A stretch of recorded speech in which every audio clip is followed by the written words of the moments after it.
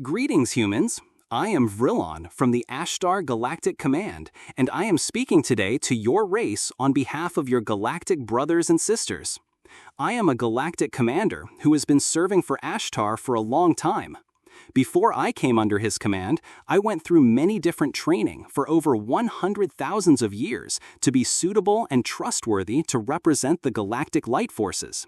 My point is here that I take very seriously my responsibilities, and I would not contact a false channeler or false ambassador. The channeling is not a competition or being a celebrity. It's a big responsibility to present the truth, correct, and accurate information to humanity. We have been specifying quite often that humans still are fooled by false information and lies, which are slowing down your ascension process. Our only and official name is the Galactic Light Forces, so the Galactic Federation of Light, the Galactic Federation of Worlds, the Galactic Confederation of Light, and ECT, they don't exist. Messages from them are not real. The channelers are channeling themselves, their egos, or dark beings. We only have one trusted ambassador and not multiple ambassadors. She was given this specific mission on Earth as our direct contact and representative of the Galactic Light Forces. Our ambassador was prepared for this assignment by having many incarnations and spending over 1 million years on this planet.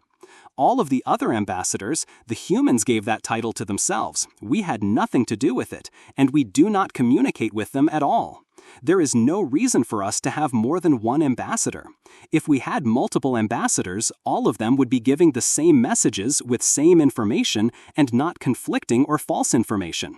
We also only have 4 galactic beings representing the Pleiadian civilization that are assigned to communicate with humankind: Ashtar, Mira, Kara, and myself, Vrillon. There is no reason for us to have more than that.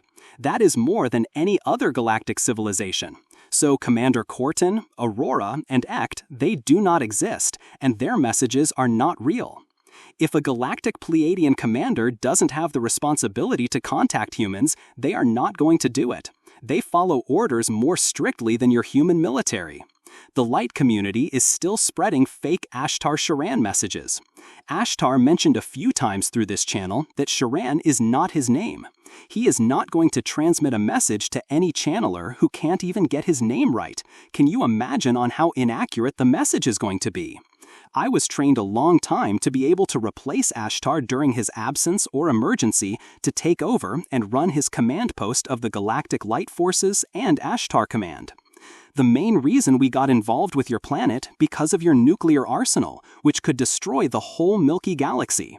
We usually don't get entangled in a civilization's development, as it's not allowed by the universal laws, unless it can create danger to others in the same galaxy, star system, universe, and etc. We are patrolling your planet's orbit and your skies by keeping an eye on all of the nuclear facilities. The darkness keeps trying to ignite a global war, so far unsuccessfully. Our involvement has some limitations, such as we can't be physically on the ground. It's not allowed for us right now. We can't overstep over your spiritual development, which needs to happen naturally without anyone's involvement. We also have a less serious update today with some truth regarding politics in the United States. The original Joe Biden left his body 4 years ago from a heart attack. He actually did not win the 2020 election. The dark ones cheated in every way possible, reaching over 81 million votes, breaking the original record by over 12 million votes, which was 69.5 million votes. As mentioned by John F. Kennedy in his message, Biden was not an exciting candidate to vote for and receive over 81 million of votes. He was no John F. Kennedy or Ronald Reagan, who won 49 out of 50 states in the United States in the 1984 election and received 525 electoral votes. You need only 270 electoral votes to win the president election in America. The negatives ones tried to eliminate Reagan in 1981 with an assassination attempt where he got shot with a bullet and he barely survived. Joe Biden's replacement looks similar, but he is 88 years old, not 81, and has dementia. This not real Biden who dropped out from the presidential election because he could not function properly. That still hasn't stopped him from making news, even though he is not being covered as much by the media now. There is a photo of Biden wearing Trump 2024 cap. It's not AI-created image. This picture is real.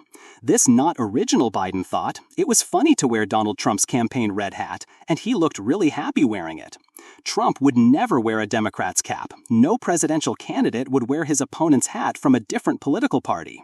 Some humans made t-shirts of this moment. Then he took a different Trump's red cap with him up the aircraft boarding stairs to the Air Force One plane. Also, the fake Biden had finally his first cabinet meeting this year. It's almost October. He let the original Biden's wife, Jill, to run the meeting to sit at the top and center of the table. The First Lady is not supposed to sit in that spot or run the cabinet meeting.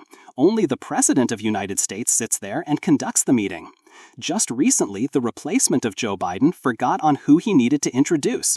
It was Prime Minister Modi of India at the Quad Summit in Delaware, America.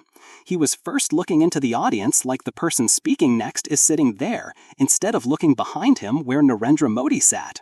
Clearly, his brain is not functioning normally. The dark ones are constantly making mistakes. You can see for yourself that the corrupted entities are not so smart the way they are presenting themselves. See the truth without blindfolds. Thank you, Ambassador of Galactic Light Forces. Stay safe, Vrillon.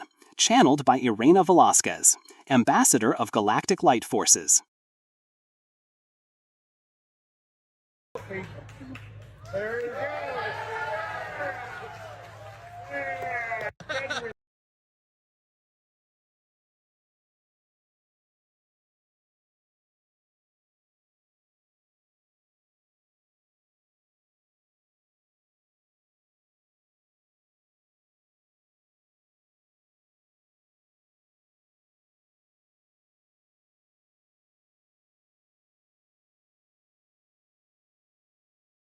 He's habited these meetings for specific reasons. This is the first time Jill has joined us, and it goes to show how important the issue is, which she's about to speak to both of us. Today, at the top of our meeting, Jill's going to give an update on the House initiative, White House initiative, to fundamentally change the approach and fund how we approach and fund women's health services. So I'd like to turn it over to Jill and for any comments she has, and it's all yours, kid. Thank you. You know, sometimes the White House surprises you. When Joe became president, I knew I wanted to keep shining a light on the issues that I'd worked on for so many years. Supporting military and veteran families, ending cancer as we know it with the Biden cancer moonshot, lifting up educators, and promoting free community college as a pathway to good paying careers. But then And now, who am I introducing next? Who's next?